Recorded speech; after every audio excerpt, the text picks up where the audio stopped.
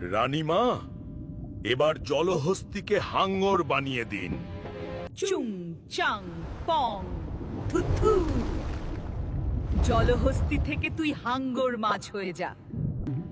ধন্যবাদ হালকা, তোমার জন্য আমি আজ আবার হাঙর হতে পারলাম। আবার দেখা হবে। জলপরি, চলো আমার সাথে। আমার বউকে কুমির থেকে মানুষ বানিয়ে দাও। হালকা, চাইলে তো আর সব হয় না, কিছু নিয়ম আছে।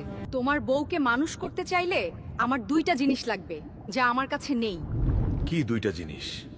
জলপরি, এক নাম্বার যেটা লাগবে সেটা তুমি পৃথিবীতে পাইবা, সিরাজগঞ্জের সলভ ঘোল। দুই নাম্বারটা কি? জলপরি, দুই নাম্বার যেটা লাগবে সেটা হলো বগুড়া দই। এই দুইটা জিনিস হলে তোমার বউ ঠিক হবে। ঠিক আছে জলপরি, আমি সব নিয়ে আসবো। আসেন আসেন, স্টেশনের ভেতর আসল সিরাজগঞ্জের সলভ ঘোল নিয়ে যান। এটাই মনে হয় সেই ঘোল যার কথা জলপরি বলেছিল। এই ঘোলটাই নিতে হবে। ঘোলের দাম কত মামা? 120 টাকা লিটার মামা। ঠিক আছে মামা, দাও ঘোল। মামা, এইটাই কি আসল বগুড়ার দই? জি মামা, একদম খাঁটি বগুড়ার দই। ঠিক আছে মামা, এক হাঁড়ি দই দাও। জলপরি, আমি ঘোল আর দই নিয়ে এসেছি, এবার তুমি চলো। বন্ধুরা, এরপরে কি হলো দেখতে চাইলে পেজ ফলো করো, কমেন্ট করো কুমির রাজা পার্ট 11 এবং ভিডিওটি শেয়ার করে দাও।